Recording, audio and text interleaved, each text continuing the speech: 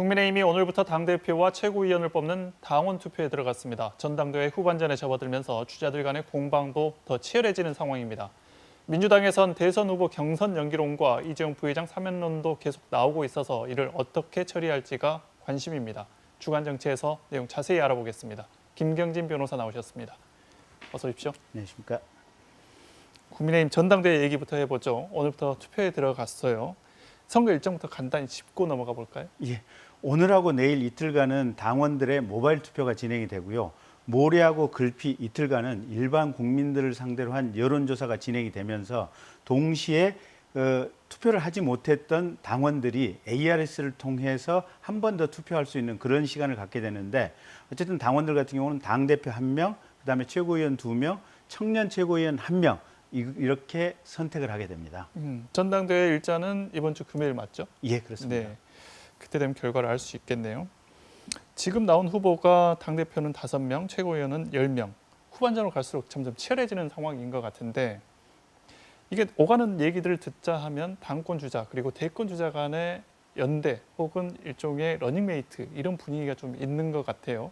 맞는 묶음인지는 모르겠지만 이준석, 유승민, 나경원, 윤석열, 주호영, 안철수 오가는 말로만 보면 그렇습니다. 네. 네, 어떻게 그러니까 보십니까? 이제 미세하게 그런 느낌이 약간은 있습니다. 그러니까 이준석 후보 같은 경우는 바른미래당 활동을 유승민 대표하고 함께 했기 때문에 이제 그런 얘기가 나오는 것 같고요. 그다음에 나경원 후보 같은 경우는 서울법대 동문인 이 윤석열 검찰총장하고 워낙 가깝다 보니까 아마 그런 얘기가 나온 것 같고요.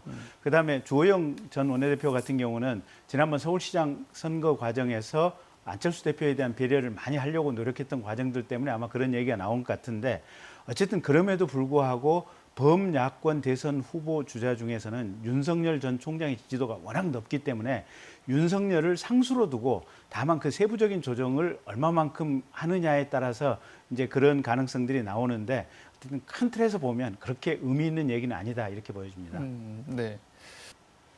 윤석열 전 총장의 최근 행보를 보면 국민의힘 쪽으로 많이 마음이 기운 것 아닌가 이렇게 보여지잖아요.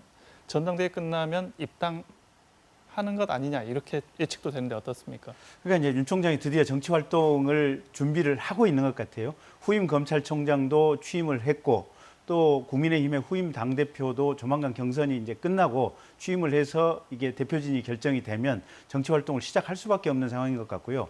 최근에 언론을 통해서 보도된 여러 기사를 본다면 국민의힘의 많은 의원들을 만나서 이런저런 정치적인 얘기를 나눴다고 보도가 나오고 있어요. 그리고 윤 총장 쪽도 그 사실을 부인을 안 하고 있고, 네. 그렇다고 본다면 윤 총장 측에서 국민의힘에 입당할 가능성이 매우 높다. 그리고 당내 경선을 거쳐서 국민의힘의 후보로 나올 가능성이 매우 높아 보이긴 한데, 오늘 나온 보도에 보면 아직까지 확정적으로 결정한 것은 아니다. 지금 이렇게 얘기가 나오고 있으니까 거의 그쪽으로 마음이 기울기는 했는데 아직도 한두 가지 것은 조금 좀 남은 고려를 하고 있는 그런 상황이 아닌가 이렇게 보여집니다. 네, 알겠습니다.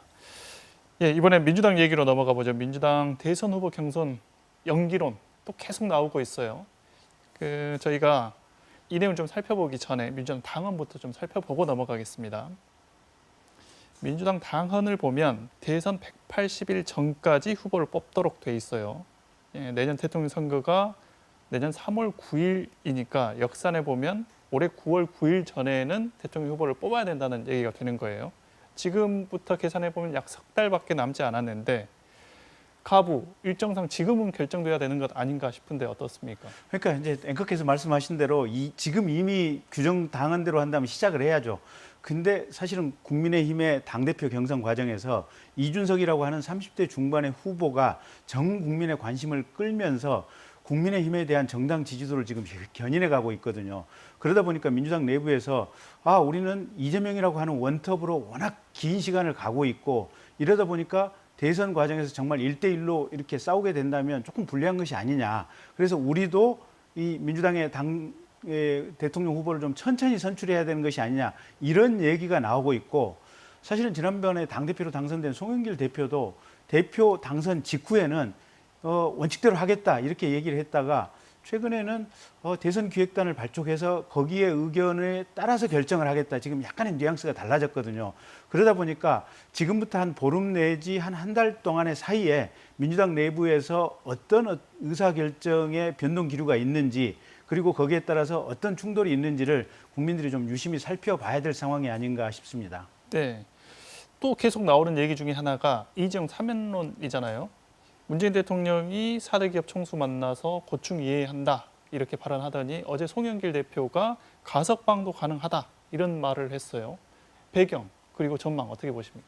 그러니까 이제 코로나19 때문에 국민들이 경제 문제에 대해서 대단히 이렇게 불안해하고 있고 그러는 맥락 속에서 국민들이 이재용 사면론에 대해서 찬성하는 여론이 대단히 높았고 또 대통령께서 지난번에 미국에 가서 바이든 대통령하고 정상회담을 하는 과정에서 삼성이 미국에 대해서 많은 투자를 하기로 약속을 했는데 총수가 나와야만 이게 구체적인 의사결정을 할 수 있는 것이 아니냐 이런 현실적인 고민이 있는 것 같습니다.